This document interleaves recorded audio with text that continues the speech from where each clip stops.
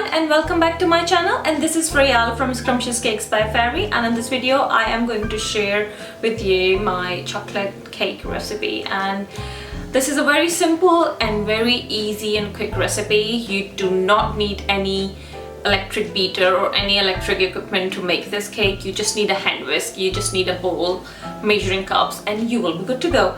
It is so versatile that you can use this with fresh whipped cream, you can use this with buttercream, fondant. I mean, this cake recipe is amazing, and it is so moist and so rich and so chocolatey, so you're gonna love it. If you want to see my tips and tricks to how to bake the cake and how to get the layers evenly baked in a separate tins, then please keep on watching. So let's start by turning the oven temperature to 160 degrees Celsius. I bake at low temperatures for longer, so that's the temperature I use. So for the ingredients, we need plain flour 1 3/4 cup, granulated sugar 2 cups, cocoa powder unsweetened 3/4 cup, salt 1/2 teaspoon, baking soda 1 1/2 teaspoon, baking powder 1 1/2 teaspoon, 2 large eggs, room temperatured, milk room temperatured 1 cup, water room temperatured 1 cup, and oil 1/2 cup. And I add 1/2 teaspoon of coffee, that is optional. So I'm gonna start by sifting all the dry ingredients in a large bowl. So I sifted the plain flour, then the cocoa powder. Just make sure that there are no lumps. I sift my sugar as well, just to make sure there are no clumps in the sugar. Now I'm going to add the baking powder and baking soda.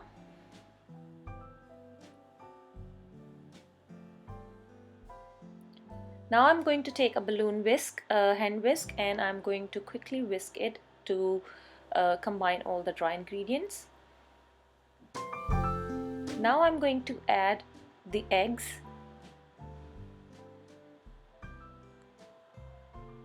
water, milk. Use the full fat milk if you can, because that gives the better flavor. Now the coffee and 1/2 cup of oil. Use the cooking oil, any vegetable oil.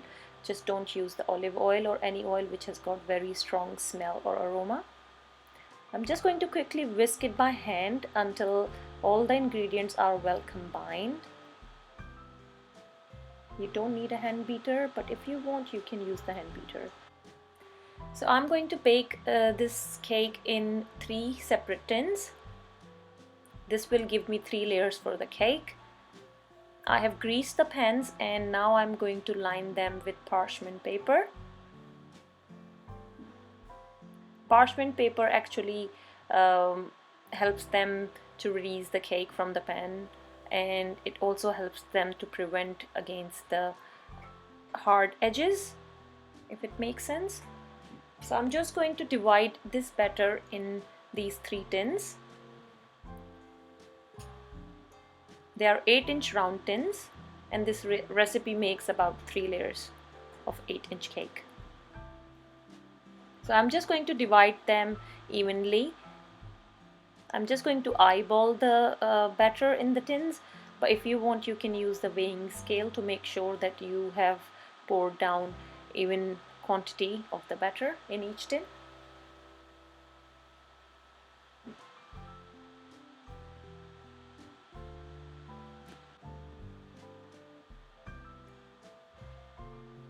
Now I'm going to give them a quick shake and tap on the surface.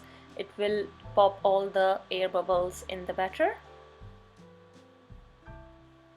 Now I'm going to put them in a preheated oven, and I bake in 2 shelves in my oven, and the bottom one takes a little longer than the top one because my oven heat comes from the top, not at the bottom. If you have the function of choosing the heat at top and bottom at the same time, then please do so, or otherwise just use the top function.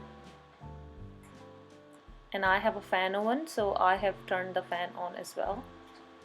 And I'm going to cover the tins with the baking tray. If you don't have a baking tray, you can use the tin foil, and I'm going to set the timer for 35 minutes. After 35 minutes we will check how it's baked.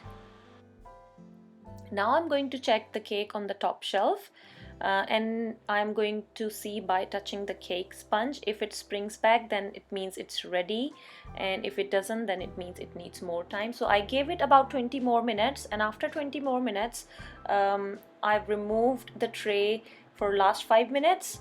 So now I touch the cake and it springs back. That means the cake is ready. The top shelf cake takes about 50 to 60 minutes to bake, and the bottom one takes a bit longer.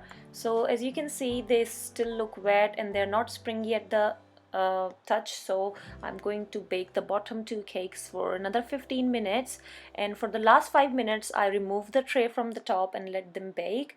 So when I touch them now, it springs back. That means they are perfectly baked. I can't tell you the exact timing of baking because it depends on your oven. So you just need to keep checking after 30 minutes. So set the timer for 15 minutes, 10 minutes, and keep checking. So you see, when I touch, it springs back. That means the cake is perfectly baked. If it doesn't spring back, that means it needs more baking time. So what I do is, once they are cooled down on the cooling rack, I remove all the baking paper from the back and the side, and I wrap them tightly in the cling film and put them in the cake box and leave them overnight and use the sponge the very next day.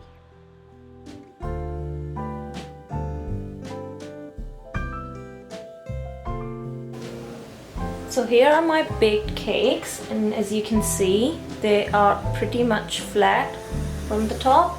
They are not underbaked, they are fully baked, and look at that.